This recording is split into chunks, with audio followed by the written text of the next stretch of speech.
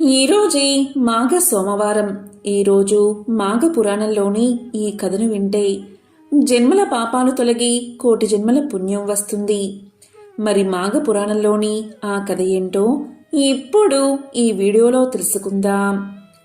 పవిత్రమైన మాఘ పురాణం ప్రకారం దిలీప మహారాజుకు వశిష్ఠ మహర్షి మాఘమాస మహత్యం గురించి ఇలా వివరిస్తున్నాడు.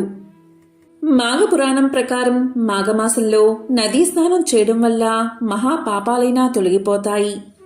ఏ నదిలో స్నానం చేసినా ఆ నీరు గంగమ్మ తీర్థంతో సమానమని చెబుతారు. ప్రయాగ అనేది మాఘమాస స్నానానికి ప్రసిద్ధ పుణ్యక్షేత్రం. అక్కడ గంగా, యమున, సరస్వతీ నదులు కలుస్తాయి. మాఘమాసంలో ఇక్కడ స్నానం చేస్తే 7 జన్మల పాపాలు తొలగిపోతాయని నమ్మకం. నదీ స్నానంతో పాటు 360 పుణ్యక్షేత్రాలు దర్శించడం ఎంతో మంచిది. మరీ ముఖ్యమైన క్షేత్రం త్రయంబకం. పడమటి కొండల దగ్గర ఉన్న ఈ క్షేత్రంలోని పవిత్ర గోదావరి నది జన్మించింది. మాఘమాసంలో గోదావరి స్నానం సర్వ పాపాలను హరించి ఇహపరాలలో సుఖాన్ని ఇస్తుందని నమ్మకం. మన దేశంలో ఎన్నో నదులు, వాటి తీరాలలో అనేక క్షేత్రాలు ఉన్నాయి. మాఘమాసంలో వీటిలో స్నానం చేయడం కానీ కనీసం పేర్లైనా స్మరించుకుంటే చాలా పుణ్యప్రదం. గౌతమి నదికి ఉపనది అయిన పరంతప అనే నది దగ్గర శివుడు లింగ రూపంలో దర్శనం ఇస్తాడు. ఈ క్షేత్రం బ్రహ్మహత్యా పాపాలను సైతం పోగొట్టగలదని చెబుతారు. ఎవరైతే ఈ కథను వింటారో, లేక చెప్తారో, లేదా వినిపిస్తారో వారి యొక్క మహాపాపాలు తొలగిపోయి చివరకు మోక్షం కలుగుతుందట. పూర్వం నారాయణుడి నాభి కమలంలోంచి పుట్టిన బ్రహ్మకు స్వయంభూ అయిన పరమేశ్వరుడికి 5 ముఖాలు ఉండేవి. బ్రహ్మ పంచముఖాలకు పేర్లు లేవు, కానీ పరమశివుడి పంచముఖాలకు పేర్లు ఉన్నాయి.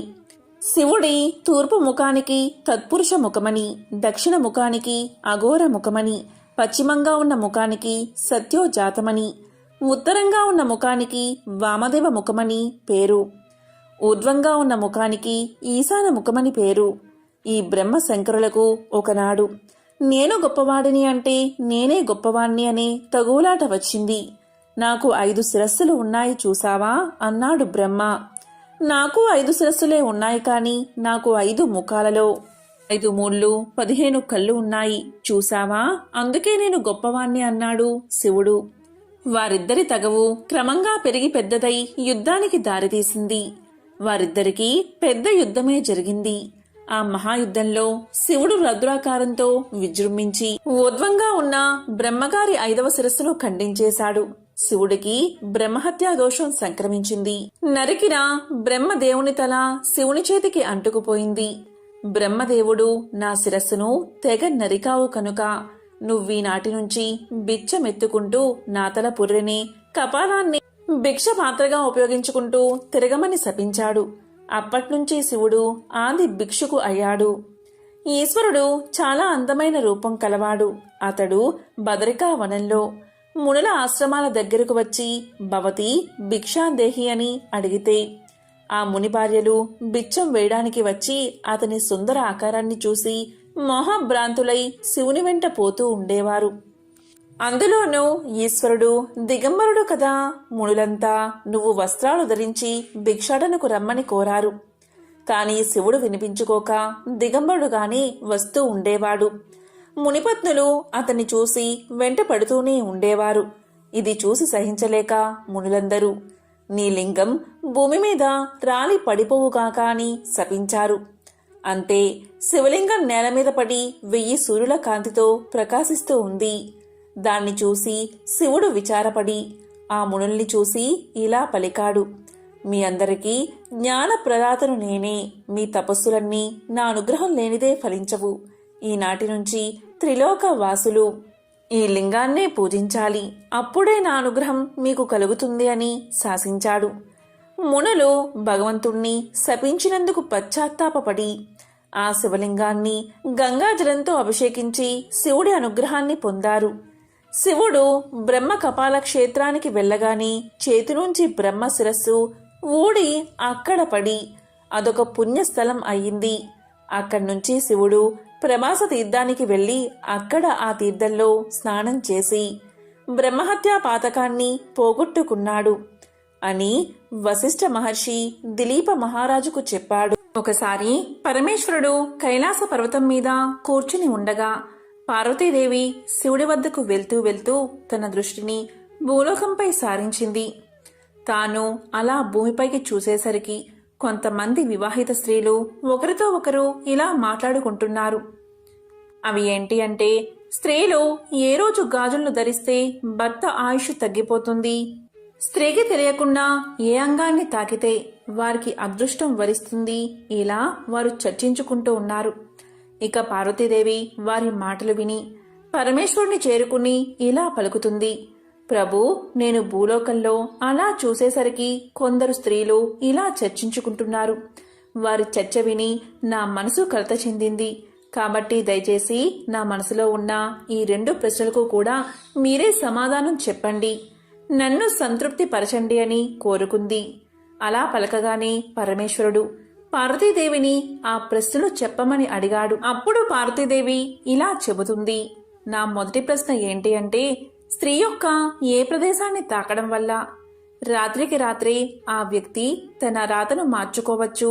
అలాగే రెండవ ప్రశ్న ఏంటి అంటే, ఏ రోజున స్త్రీలు గాజులు ధరిస్తే భర్త ఆయుష్ తగ్గుతుంది అని అడగ్గా పరమేశ్వరుడు ఇలా చెప్పడం ప్రారంభించాడు. పార్వతి, చూడు, నీవు అడిగిన 2 ప్రశ్నలకి కూడా నేను ఒక చిన్న కథ ద్వారా సమాధానం తెలియచేస్తాను. కాబట్టి శ్రద్ధగా విను అంటూ ఇలా చెప్పడం ప్రారంభించాడు. ఒక నగరంలో ఒక ధనవంతుడు నివసిస్తూ ఉండేవాడు. అతను చాలా ధనవంతుడు. తన దగ్గర ఇల్లు, వాహనాలు, ధనం, ధాన్యం దేనికి కూడా ఎటువంటి కొదవాలేదు. ఆ ధనవంతుడికి 3 కొడుకులు ఉన్నారు. కొడుకులు 3కి వివాహం జరిగింది. కోడళ్లు 3 కూడా అత్త మామలను తమ కన్న తల్లిదండ్రుల్లాగా చూసుకునేవారు. భర్తలను ఎంతో ప్రేమతో అన్యోన్యంగా చూసుకునేవారు. వారికి సేవలు చేస్తూ ఉండేవారు. అందువల్ల ఆ ఇల్లంతా కూడా చాలా సంతోషకరమైన వాతావరణంలో ఉండేది. కాని ఆ ధనవంతుడు పెద్ద కుమారుడు మాత్రం దుష్ట స్వభావం కలిగినవాడు. అతను ఎప్పుడూ కూడా తల్లిదండ్రులతో గొడవ పడుతూనే ఉండేవాడు. అందువల్ల ఆ ధనవంతుడు తన ఆస్తిని తన పెద్ద కొడుక్కి మాత్రం ఇవ్వలేదు. మిగిలిన 2కి 3 కోడళ్లకు తన ఆస్తిని సమానంగా పంచిపెట్టాడు. కాని ఆ ధనవంతుడు మాత్రం ఎప్పుడూ కూడా తనకు కూతురు లేదు అని బాధపడుతూ ఉండేవాడు. ఆ ధనవంతుడు ఎప్పుడు గుడికి వెళ్ళినా కూడా, నాకు కూతురు ఉంటే బాగుండు, నాకు అన్నీ ఇచ్చావు, కానీ కూతుర్ని మాత్రం ప్రసాదించలేదు అని దేవుడికి మొరపెట్టుకునేవాడు. నాకే గనుక ఒక కూతురు ఉంటే నా మనసులో ఉన్నదంతా నా కూతురుతో చెప్పుకునేవాడిని, ఆమెను ప్రేమగా చూసుకునేవాడిని అని ఎప్పుడూ కూడా భగవంతుడి దగ్గర చెప్పుకుని బాధపడేవాడు. ఒకసారి అతడు రాధాదేవి గుడి దర్శనానికి వెళ్ళాడు. ఆ ఇంటికి సమీపంలో ఉన్న రాధాదేవి గుడి దర్శనానికి ప్రతిరోజు కూడా వెళ్తూ ఉండేవాడు ధనవంతుడు. ఒకసారి అలా వెళ్ళినప్పుడు ఒక సాధువు అక్కడికి వచ్చాడు. అప్పుడు ఆ సాధువు ధనవంతుణ్ణి చూసి ఇలా పలుకుతాడు. చూడు నాయనా, నీ ముఖంలో ఎందుకు విచారం కనిపిస్తుంది అని అడుగుతాడు. అప్పుడు ధనవంతుడు ఇలా సమాధానం చెప్తాడు. స్వామి, నాకు జీవితంలో దేనికి ఎటువంటి లోటు లేదు, కానీ నాకు కూతురు లేదు, అందుకే నా విచారం అని చెప్పగా సాధువు ఇలా పలికాడు. నీవు జీవితంలో ఏదైతే లేదు అనుకుంటున్నావో ఆ స్థానంలో నీవు భగవంతుణ్ణి ఊహించుకో. ఆ స్థానంలో భగవంతుణ్ణి ఉంచి చూడు. అప్పుడు నీ జీవితం ఎంత సుఖమయం అవుతుందో, నీ మనసు ఎంత తేలిక అవుతుందో నీవే చూడు అని చెప్పాడు. అప్పుడు ఆ ధనవంతుడు ఇలా పలుకుతాడు. స్వామి, మరి దానికోసం నేనేం చెయ్యాలి అని అడుగుతాడు. అప్పుడు ఆ సాధువు ఇలా పలుకుతాడు. నీవు నీ కూతురు స్థానంలో ఆ రాధాదేవిని అంగీకరించు అని పలకగా ధనవంతుడికి సాధువు చెప్పిన మాటలు నచ్చుతాయి. అప్పుడు ఆ ధనవంతుడు ఆ రోజు నుంచి రాధాదేవిని తన కూతురిగా చేసుకున్నాడు. రాధాదేవి యొక్క చిత్రపటాన్ని తన గదిలోనే పెట్టుకున్నాడు. ఆ రోజు నుంచి ఆ ధనవంతుడి జీవితం పూర్తిగా మారిపోయింది. నిద్ర లేచినప్పటి నుంచి కూడా అతను రాధను తన కుమార్తెగా భావించి ఆమెతో మాట్లాడడం ప్రారంభించాడు. అంతేకాదు ఆ ధనవంతుడు తన కుమార్తెగా భావించి ప్రతి విషయాన్ని కూడా రాధాదేవికి చెప్పుకునేవాడు. అతను ప్రతిరోజు దుకాణానికి వెళ్లే ముందు రాధకు ప్రసాదాన్ని అందించి సాయంత్రం తిరిగి రాగానే రాధకు పాదాభివందనాలు చేసి ఆమెతో మాట్లాడి ప్రసాదాన్ని అందించిన తర్వాతే తాను భోంచేసి నిద్రపోయేవాడు. ఇలా అతను ఉన్నప్పటి నుంచి ఆ ధనవంతుడు ఎంతో ఉల్లాసంగా ఆనందంగా ఉంటూ ఉండేవాడు. ఎవరైనా అతన్ని నీకెంతమంది పిల్లలు అని అడిగితే నాకు 3 కొడుకులు 3 కోడళ్ళు 1 కూతురు అని చెప్పుకునేవాడు. ఒకరోజు ఆ ధనవంతుడి ఇంటికి గాజులు వేయడానికి గాజులు వేసే ఆమె వచ్చింది. కాని ఆ రోజు మంచి రోజు కాదు. అది అశుభం అని భావించిన రాధాదేవి తన మాయతో గాజులను నల్లగా మార్చేసింది. నల్లగా మార్చేసరికి ఆ గాజులు ధనవంతుడి యొక్క కోడళ్లకు నచ్చలేదు. దానివల్ల వారు గాజులు వేయించుకోలేదు. దాంతో గాజులు వేసే ఆమె తిరిగి వెళ్లిపోయింది. 2 రోజుల తర్వాత అదే గాజులు అందంగా కనిపించాయి. అలా గాజులు వేసే ఆమె 2 రోజుల తర్వాత గాజులను మళ్లీ తీసుకువచ్చింది. దీంతో 3 కోడళ్ళు కూడా గాజులు వేయించుకున్నారు. తరువాత రాధాదేవి కూడా ఆమెతో గాజులు వేయించుకుంది. గాజులు వేసే ఆవిడ రాధ రూపాన్ని చూడగానే మనసులో ఇలా అనుకుంది, ఈమె ఎవరు, ఎంత అందంగా ఉందో, ఎవరైనా ఇతని ఇంటికి అతిథులై వచ్చారేమో అని మనసులో అనుకుంది. ఎందుకంటే తాను ఎప్పుడు ఇంటికి వచ్చినా కూడా ధనవంతుడి 3 కోడళ్ళు మాత్రమే కనిపించేవారు. వారు మాత్రమే గాజులు వేయించుకునేవారు. అయితే ఈరోజు 4వ వ్యక్తిని చూసింది. అతిథి అయి ఉండవచ్చు అనుకుంది. గాజులు వేసే అమ్మాయి గాజులన్నీ వేసిన తర్వాత యథావిధిగా డబ్బులు తీసుకోవడానికి ధనవంతుడి యొక్క దుకాణానికి చేరుకుంది. అప్పుడు ధనవంతుడు గాజులు వేసే ఆమెను చూడగానే ఎప్పటిలాగే 3 కోడళ్లకు గాజులు వేసినందుకు డబ్బులు ఇచ్చేశాడు. మీరు 3కి వేసినందుకు మాత్రమే డబ్బులు ఇచ్చారు, కానీ నేను 4కి గాజులు వేశాను అని చెప్పింది ఆమె. దానికి ధనవంతుడు ఇలా పలికాడు, నా ఇంట్లో 3 కోడళ్ళు మాత్రమే ఉన్నారు. 4వ వ్యక్తి ఎవరూ లేరు. నీవు ఎవరికి గాజులు వేశావు అని పలుకుతాడు. దానికి ఆమె నేను 4కి గాజులు వేశాను అని చెప్పింది. ఆ మాటలు విన్న ధనవంతుడు ఇలా పలుకుతాడు, సరే, నీవు 3కి గాజులు వేసినందుకు డబ్బులు తీసుకుని వెళ్ళు. నేను ఇంటికి వెళ్ళి ఆ 4వ వ్యక్తి ఎవరో కనుక్కుని తరువాత నేను నీకు ఆ గాజులకు డబ్బులు ఇస్తాను అని చెప్పగా ఆమె ఇంటికి వెళ్ళిపోతుంది. సాయంత్రం ధనవంతుడు ఇక దుకాణాన్ని మూసేసి ఇంటికి వెళ్ళి గాజులు వేసే ఆమె గురించి అడిగాడు. అప్పుడు కోడళ్ళు మేము 3 మాత్రమే గాజులు వేయించుకున్నాము అని సమాధానం చెప్పారు. ధనవంతుడికి ఏమీ అర్థం కాక చాలాసేపు ఆలోచించాడు. 4వ వారు ఎవరూ కనిపించలేదు. కానీ అక్కడ గాజులు వేసే ఆమె ఈ విషయాన్ని అంగీకరించడానికి సిద్ధంగా లేదు కదా. 4కి గాజులు వేశానని చాలా ఖచ్చితంగా చెప్తుంది అని అనుకుంటూ ఆలోచిస్తూ చాలాసేపు ఆలోచించి కొంతసేపు తర్వాత ధనవంతుడు ఈ విషయం మర్చిపోయి తన పనిలో తాను నిమగ్నమైపోయాడు. ప్రతిరోజులాగే రాధకు ప్రసాదాన్ని పెట్టి తర్వాత తాను భోంచేసి నిద్రపోయాడు. ఇలా ధనవంతుడు నిద్రలోకి జారుకోగానే రాధాదేవి అతని కల్లో కనిపించింది. రాధను చూడగానే ధనవంతుడి కళ్ళల్లో నీళ్లు తిరిగాయి. అప్పుడు రాధవైపు చూసి ఎందుకు విచారంగా ఉన్నావు అని అడిగాడు. అప్పుడు రాధాదేవి ఇలా చెప్తుంది, నాన్నగారు, ఈరోజు నేను చాలా బాధగా ఉన్నాను. ఇది మా నాన్నగారి ఇల్లు అని తెలిసి నేను గాజులు వేయించుకున్నాను. కానీ నానా, నీవు నా గాజులకు వెలకట్టలేదు. నీవు నన్ను నీ కూతురుగా చేసుకున్నావు, కానీ నన్ను నీవు గుర్తుపట్టలేదు. నీవు నన్ను మర్చిపోయావు, అందుకే నేను బాధగా ఉన్నాను అని చెప్తుంది. అది విన్న వెంటనే ధనవంతుడు ఆ కల్లోనే ఏడ్చేశాడు. అమ్మా, దయచేసి నన్ను క్షమించు, నేను పెద్ద తప్పు చేశాను అని నిద్ర నుంచి మేల్కొన్నాడు. అతని కళ్ళ నుంచి నీళ్లు కారుతూనే ఉన్నాయి. వెంటనే పెట్టెల నుంచి డబ్బులు తీశాడు. గాజులు వేసే ఆమె ఇంటికి వెళ్లి వాళ్ళ తలుపులు తట్టాడు. గాజులు వేసే ఆమె తలుపులు తీసి ధనవంతుణ్ణి ఇంట్లోకి రమ్మని పిలిచింది. ఇంట్లోకి వెళ్ళగానే ధనవంతుడు జరిగిందంతా ఆ గాజులు వేసే ఆమెకు చెప్పాడు. నీ అంత అదృష్టవంతురాలు ఈ ప్రపంచంలో ఎవరూ ఉండరు. రాధాదేవిని నా కూతురిగా చేసుకున్నాను, కానీ నేను నా కళ్ళతో ఆమెను ఎప్పుడూ చూడలేదు. కాని ఈరోజు నీవు రాధాదేవి చేతులకు గాజులు వేశావు. నీవు ఎంత అదృష్టవంతురాలివి. నా కుమార్తె ధరించిన గాజులకు మూల్యాన్ని చెల్లించడానికే ఇక్కడికి వచ్చాను. స్వయంగా గాజులు వేసే అదృష్టం నీకు కలిగింది అని పలకగానే గాజులు వేసే ఆమె, నేను రాధాదేవికి వేసిన గాజుల కోసం డబ్బులు ఎలా తీసుకుంటాను? ఇలాంటి అదృష్టం ఎవరికీ లభించదు. నాకు లభించింది కాబట్టి నా చేతులతో గాజులు వేశాను కాబట్టి నేను డబ్బు తీసుకోను అని చెప్పింది. అప్పుడు ఆ ధనవంతుడు ఒప్పుకోకుండా ఆ డబ్బుల సంచిని ఆమె ఇంట్లోనే వదిలేసి ఇంటికి చేరుకున్నాడు. అక్కడి నుంచి రాగానే రాధాదేవి గుడికి చేరుకున్నాడు. అన్నిటినీ వదిలేసి సన్యాసం తీసుకుని రాధాదేవి గుడిలోనే రాధకు సేవలు చేస్తూ తన జీవితాన్ని గడపడం ప్రారంభించాడు. ఇక భార్యను వదిలేసి ధనవంతుడు గుడిలోనే కాలక్షేపం చేస్తూ ఉండేవాడు.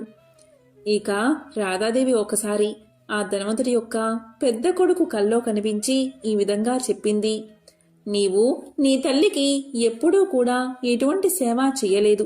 అందువల్లే నీ పరిస్థితి ఈ విధంగా మారింది. ఈ రోజు నుంచి నీ తల్లి పాదాలు తాకడం ప్రారంభించు. రాత్రికి రాత్రే నీ విధిరాత ఎలా మారుతుందో నీవే చూడు అని పలికింది రాధాదేవి. రాధాదేవి మాటలు విన్న పెద్ద కొడుకు ప్రతిరోజు కూడా తన తల్లి పాదాలను తాకేవాడు. అలాగే తల్లికి సేవలు చేసేవాడు. మెల్లిమెల్లిగా అతని దురదృష్టం మొత్తం తొలగిపోయి ధనవంతుడు అయ్యాడు. ఈ విధంగా పరమేశ్వరుడు పార్వతీదేవికి కథను చెప్పి, పార్వతి, నీవు అడిగిన మొదటి ప్రశ్నకు సమాధానం అర్థం చేసుకో. నీ మొదటి ప్రశ్న ఏంటి అంటే, స్త్రీ యొక్క ఏ అంగాన్ని తాకడం వల్ల రాత్రికి రాత్రి వారి జీవితం మారిపోతుందో అని అడిగావు. దానికి సమాధానం చెప్తున్నాను చూడు. దురదృష్టవంతుడైన ధనవంతుడి యొక్క పెద్ద కొడుకు సైతం రాధాదేవి చెప్పిన మాట ప్రకారం తన తల్లి పాదాలను సేవ చేస్తూ తన తల్లి పాదాలను తాకుతూ ఉండేవాడు. తల్లి పాదాలకు నమస్కారం చేసుకుంటూ ఉండేవాడు. ఇలా చేయడం వల్ల వాడి భాగ్యం మారిపోయింది. దురదృష్టవంతుడి నుంచి అదృష్టవంతుడు అయ్యాడు. వాడి దోషాలన్నీ తొలగిపోయాయి. ఇదే నీవు అడిగిన మొదటి ప్రశ్న యొక్క సమాధానం. అంటే ఎప్పుడూ కూడా తల్లి పాదాలను తాకి తల్లికి సేవ చేస్తూ ఉండాలని. ఇక రెండవ ప్రశ్న, దానికి సమాధానం ఏంటి అంటే, స్త్రీ ఏ రోజున గాజులు వేసుకుంటే తన భర్త ఆయుష్ తగ్గుతుంది అని. దీనికి సమాధానం ఏంటి అంటే, గాజులు వేసే ఆమె ధనవంతుడి యొక్క ముగ్గురు కోడళ్లకు గాజులు వేయడానికి వచ్చినప్పుడు ఆమె మంగళవారం రోజు వచ్చింది. అందువల్లే రాధాదేవి తన మాయాజాలంతో గాజులను నల్లగా మార్చేసింది. అందువల్లే ఆ ధనవంతుడి కోడళ్ళు ఆ గాజులను ఇష్టపడలేదు. ఇక 2 రోజుల తర్వాత మళ్లీ గాజులు వేసే ఆమె వచ్చినప్పుడు, అంటే శుక్రవారం రోజు ఆ గాజులు మరింత అందంగా మారిపోయాయి.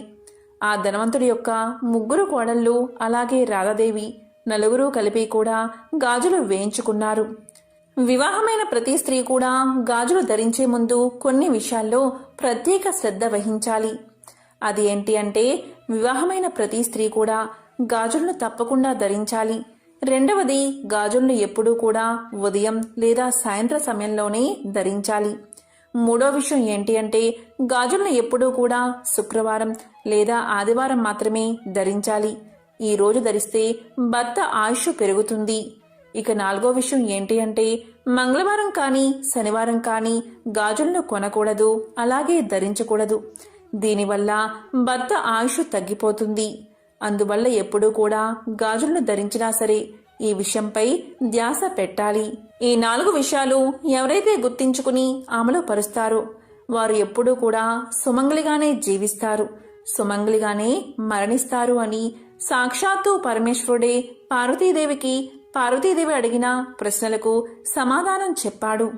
పూర్వం భీష్మ పితామహుడు అంపశయ్యపై ఉండగా ధర్మరాజు అతని చెంత చేరి అనేక ప్రశ్నలు అడిగి తన ధర్మ సందేహాలను తీర్చుకునేవాడు.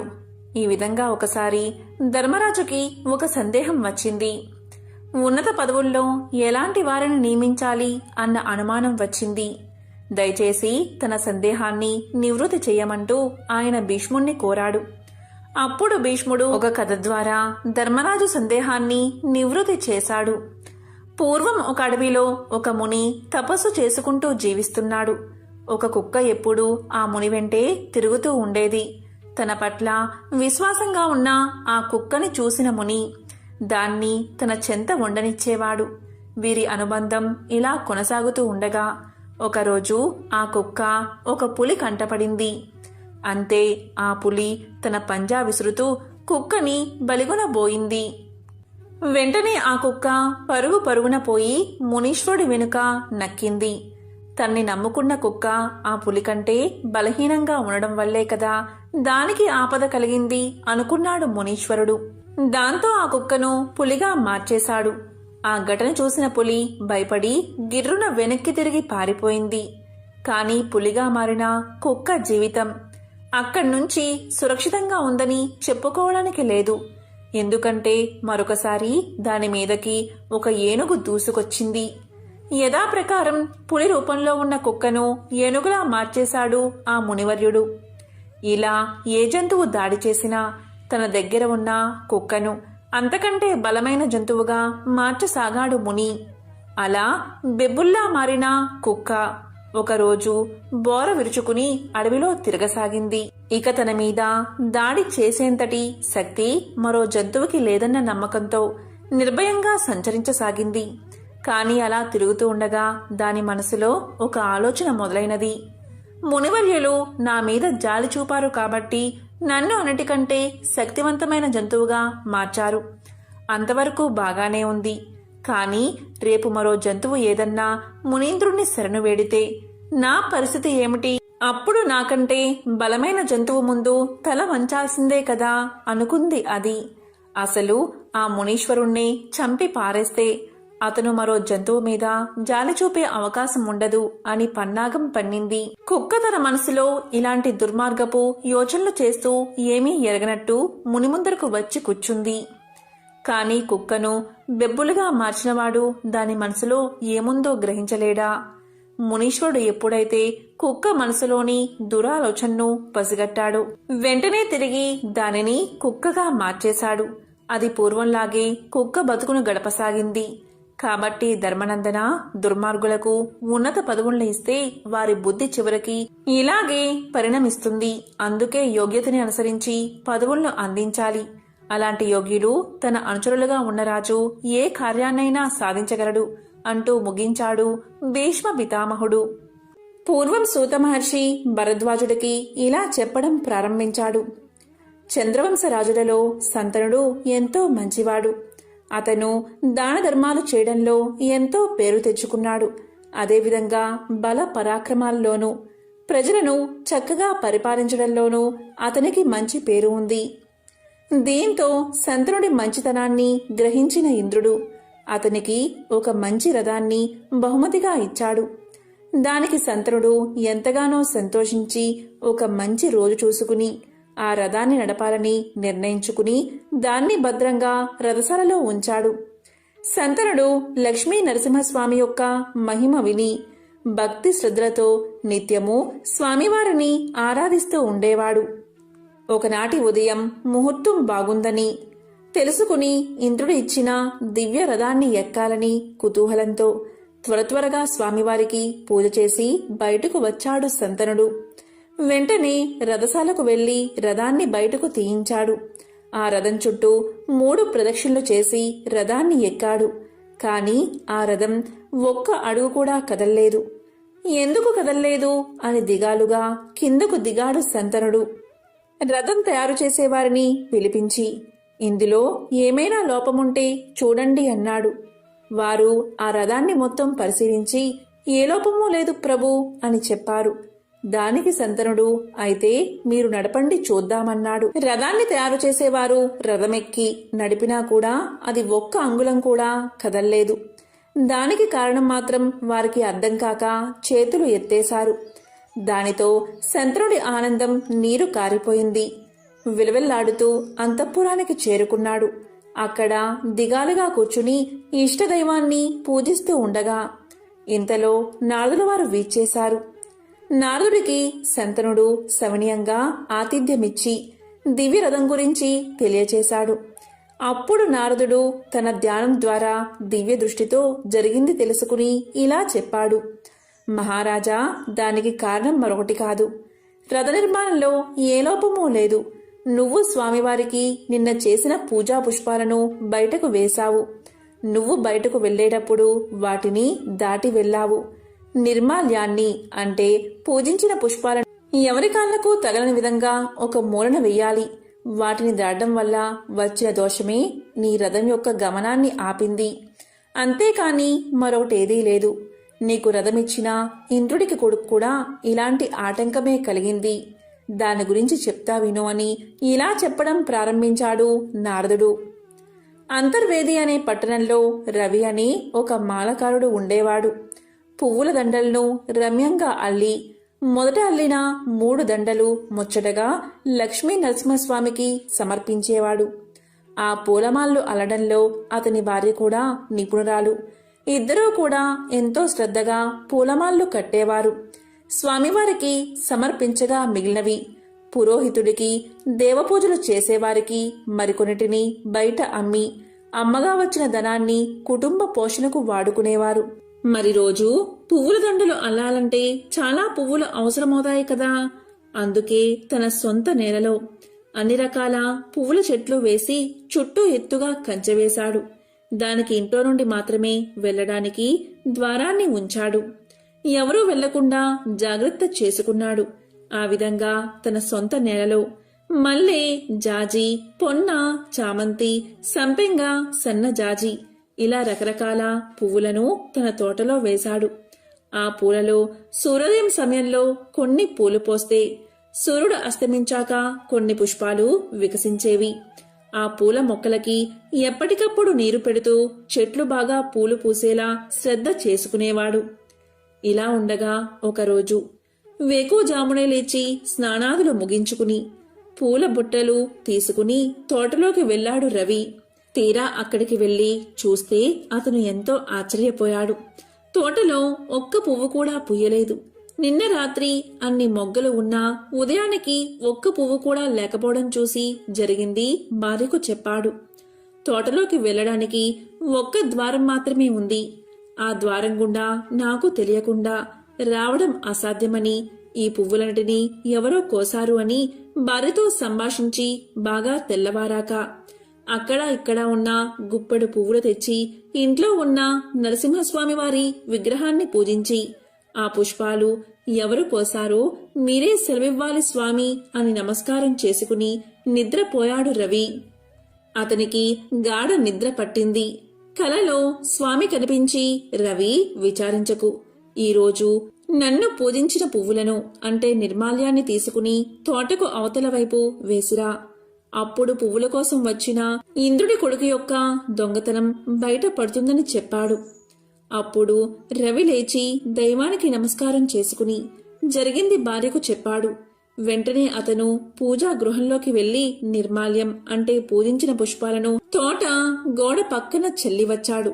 అంతలో దివ్యరథం గంటల చప్పుడుతో వచ్చింది. అందులో నుంచి ఇంద్రుడి కొడుకు దిగి తోటలోకి వెళ్లి పువ్వులు కోసుకుని రథం దగ్గరకు వచ్చాడు. తీరా రథం ఎక్కబోగా రథాన్ని ఎక్కలేకపోయాడు. ఏమిటి ఈ వింత అని అడిగాడు రథసారథుడిని. గోడ పక్కన స్వామిని పూజించి పడేసిన పువ్వులు ఉండడం రథసారథి గమనించాడు. అప్పుడు ఇంద్రుడి కొడుకుతో ఇలా పలికాడు. అక్కడ స్వామిని పూజించిన పువ్వులు గోడ పక్కనే పడి ఉన్నాయి. వాటిని నువ్వు గ్రహించగా వాటిని దాటి ఇలా వచ్చావు. నిర్మాల్యాన్ని దాటినందువల్ల ఇది జరిగింది. ఈ దోషం పోవాలంటే నువ్వు తిన్నగా కురుక్షేత్రానికి చేరుకో. అక్కడ మునులు యజ్ఞం చేస్తూ ఉంటారు. చూడ్డానికి ఆ యజ్ఞాన్ని చూడ్డానికి చాలా మంది జనం వస్తూ పోతూ ఉంటారు. ఆ జనం అక్కడ భోజనం చేసి తినగా వదిలేసిన ఎంగిలాకులు తీసి అవతల పారేస్తూ ఆ ప్రదేశాన్ని నీటితో శుద్ధి చేస్తూ ఉండు. ఇలా 15 సంవత్సరాలు చేస్తే నిర్మాల్యాన్ని దాటినందువల్ల కలిగిన పాపం పోతుంది అని చెప్పి రథసారథి అప్సరసలను రథంపై ఎక్కించుకుని స్వర్గానికి వెళ్లిపోయాడు. అంతటా ఇంద్రుడి కొడుకు కురుక్షేత్రానికి వెళ్లి సామాన్య మానవుడిగా వెళ్లి 15 సంవత్సరాలు ఆ విధంగా ఎంగిల ఆకులు తీసి కాలక్షేపం చేస్తూ ఉన్నాడు. తరువాత పాప విముక్తుడై తిరిగి మళ్లీ అమరావతి స్వర్గానికి చేరుకున్నాడు. కాబట్టి ఓ మహారాజా, నిర్మాల్యాన్ని అంటే దేవతలకు పూజించిన పూలను మనం ఎప్పుడూ కూడా దాటకూడదు. వాటిని ఎవరూ నడవని ప్రదేశంలో వెయ్యాలి. కాబట్టి నువ్వు కూడా కురుక్షేత్రానికి వెళ్లి అక్కడ యాత్రికులు భుజించి లేవగానే ఆ ఎంగిలి విస్తర్లు తీసి ఆ ప్రదేశాన్ని శుభ్రం చేస్తూ ఉండు. ఇలా 15 సంవత్సరాలు చేస్తే నిర్మాల్యాన్ని దాటిన దోషం తొలగిపోతుంది. ఈ విధంగా పాపం తొలగిపోయిన తర్వాత ఈ దివ్య రథమెక్కి రాజ్యాన్ని పరిపాలించు అన్నాడు నారదుడు. అంతటా నారద మహర్షి చెప్పినట్లు చేసి పాపాన్ని పోగొట్టుకుని దివ్య రథాన్ని ఎక్కి హాయిగా రాజ్యాన్ని పరిపాలించాడు శంతన మహారాజు. కాబట్టి నిర్మాల్య దోషం ఇలా ఉంటుంది అని సూత మహాముని భరద్వాజుడికి తెలియచేశాడు. ఎంతో పవిత్రమైన విశేషమైన ఈ కథను ఈరోజు విన్నా, చదివినా, చెప్పినా, వినిపించినా సకల శుభాలు కలుగుతాయి. జన్మల దోషాలు తొలగి కోటి జన్మల పుణ్యం వస్తుంది. ఓం నమః శివాయ.